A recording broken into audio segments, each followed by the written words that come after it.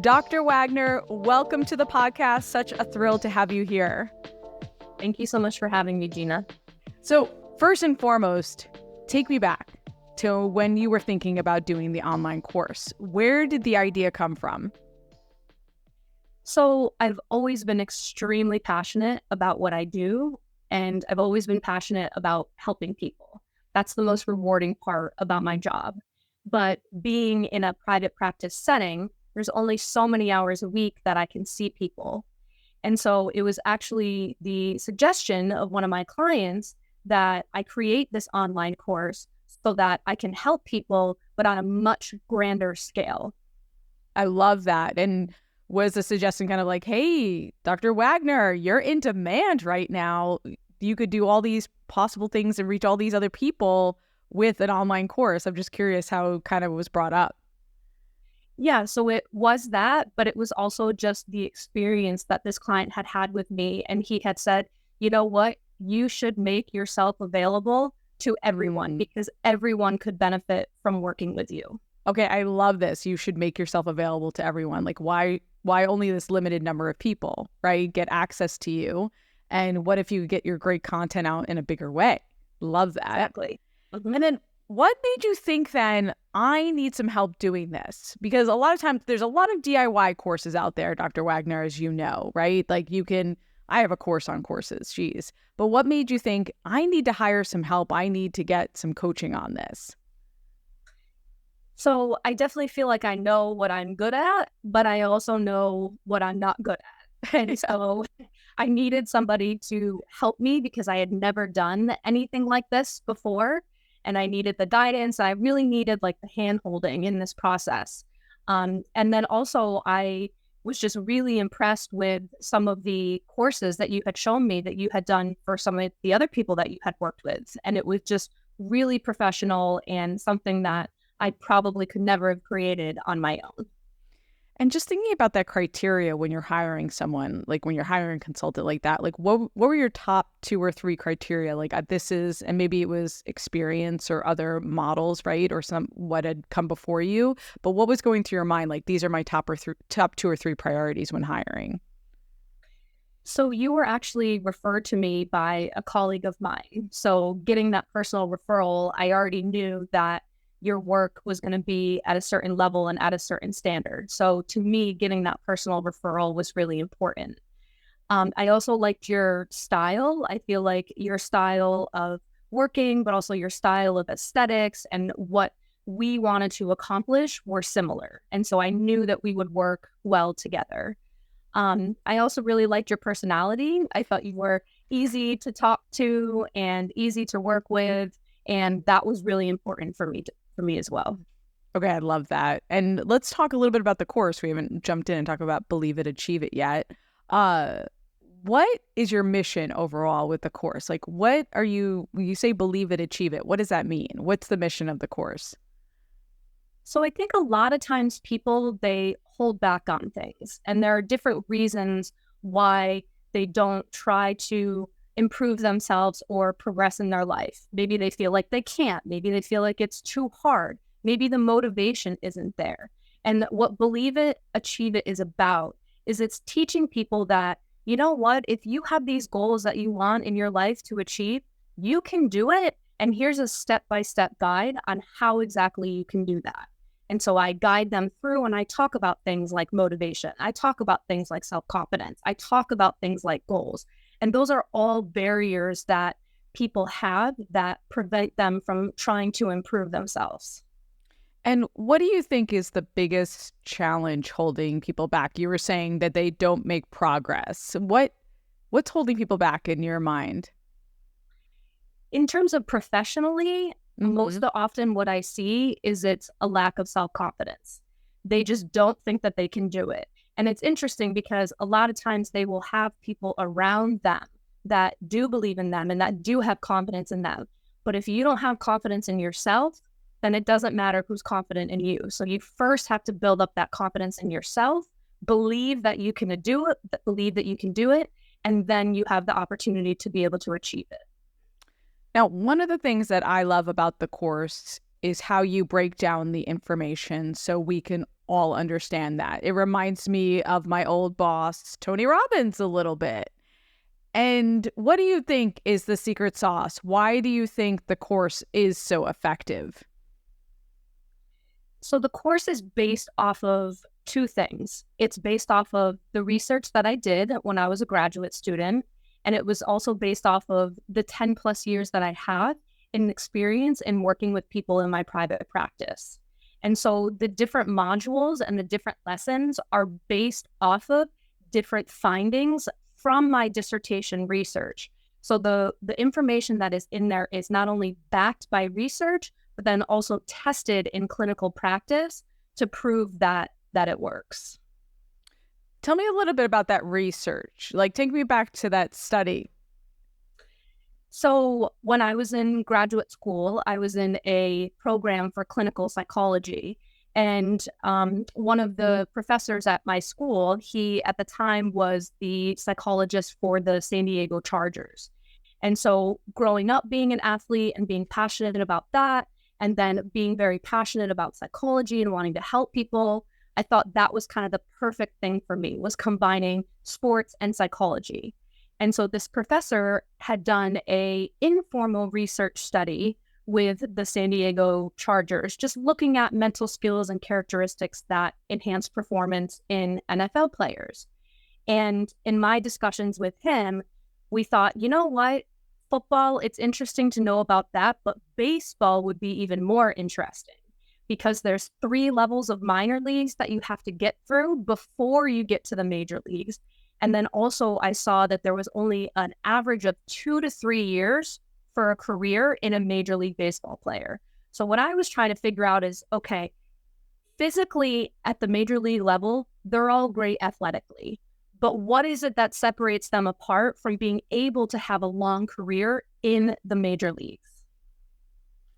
Okay, I love this. I didn't know that there was only 2 to 3 year average tenure for a baseball player. And Tristan has been getting more and more into the Padres and baseball. And so tell me a little bit, what's the difference between 2 to 3 years versus those folks who have a long career? I'm thinking of Yankees right now. I'm an old Yankees fan, like Mariano Rivera played into his 40s. So tell us a little bit about what is the difference? So there is a term in sports psychology called mental toughness, and that is an all-encompassing term. And the biggest thing in mental toughness is self-confidence. So self-confidence, if you can be confident, not just confident based off of how you play and how you perform, but confident from an internal level, that's going to help keep you around for a long time. Because again, particularly in baseball, if you, in terms of batting, if you strike out 7 times out of 10 times and you only get a hit 3 out of 10 times, you can still be in the major leagues. Mm-hmm. So, and be in the Baseball Hall of Fame.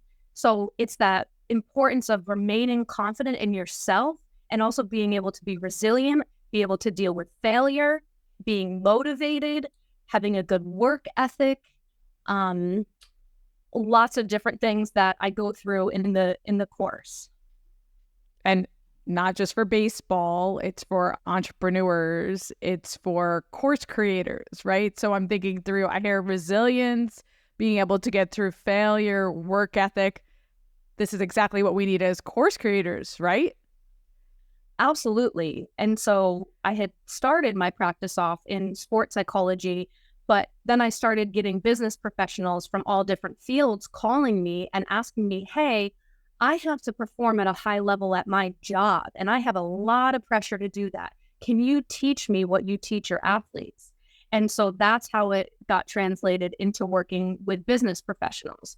And so that's kind of what I based the course off of, is catering it towards business professionals. But I definitely did have to use a lot of the, tools and skills that I teach in my course when creating this course for myself. And then if I don't have the resilience, Dr. Wagner, I can build that. You're saying, is there something that has to be inside of us already? or we can develop that with these skills with the course? Absolutely, they can be developed. It might take a little bit more work if it's not innate already in you, but absolutely these things can be learned. Okay, that's so great. I could talk about this for hours with you. I do want to get back to the course and the specific of creation. What surprised you about working on the course? It was a lot of work. I'm not gonna lie. But it was very exciting to do it. It's not like I was sitting down to work on the scripts. That probably was the biggest thing, was developing the scripts, and it was a lot of work. But at the same time, it also got me really excited about doing the course and made it even more passionate for me and more motivated for me to want to do it. Yeah. So what about the scripting was most difficult? Because I hear that again, and people who have been on the podcast have said that. What do you think it was about getting that content done? Well, a couple of things. I wanted to make sure that I wasn't being too wordy and I was kind of getting to the point. I feel like people nowadays, their time is extremely limited, and I wanted to just say what I had to say and get my point across quickly.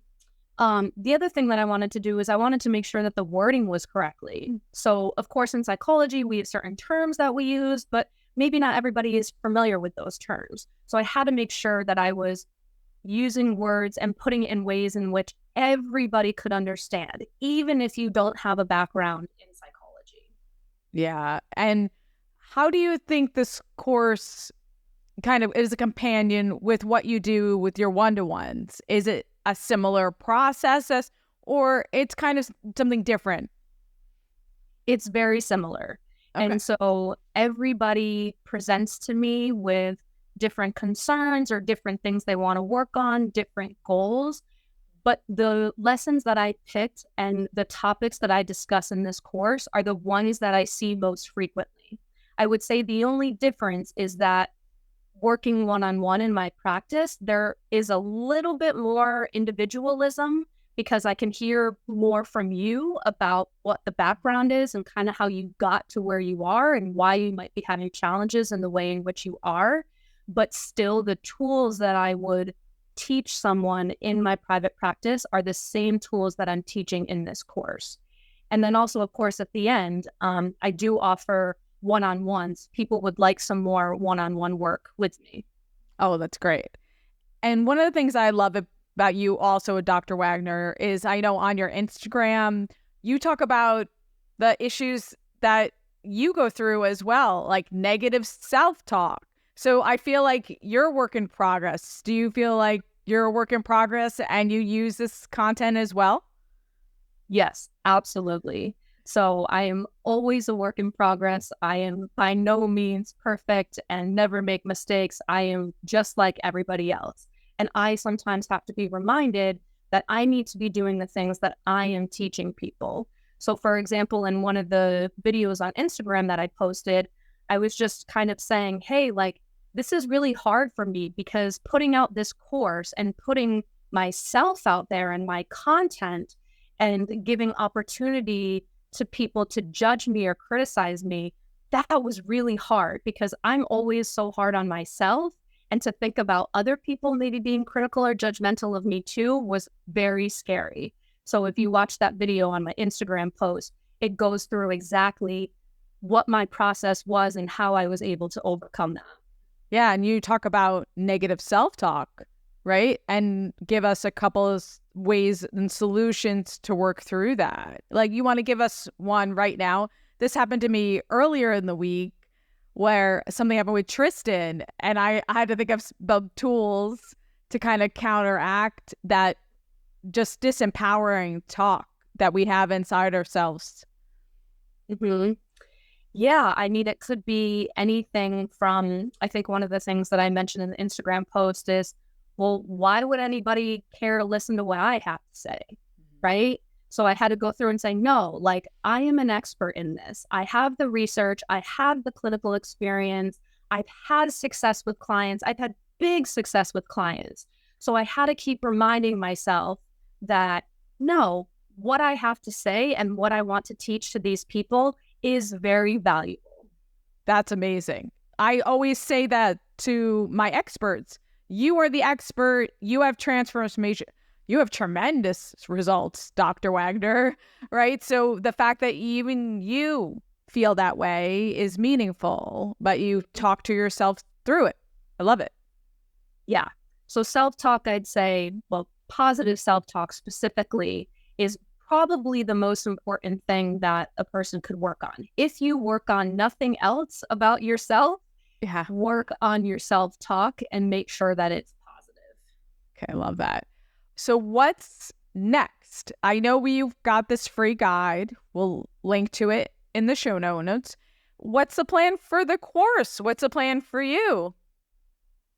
Yeah, so right now we're just working on marketing the course and getting it out there and building my brand. I definitely am open to doing other courses, and I would love to hear from people and get some feedback from people on what specifically they might find helpful or what they would like to see a future course in. And then also, as I mentioned earlier, doing the one-on-ones with people who would like to follow up with me on an individual basis after completing the online course. Amazing. I'll link to all those resources in the show notes. And thanks so much for taking time out of your busy schedule. You're a mom, full-time practice. You're playing pickleball. You've got all the things happening. So thank you for coming by. Yes. Thank you, Gina, so much for having me.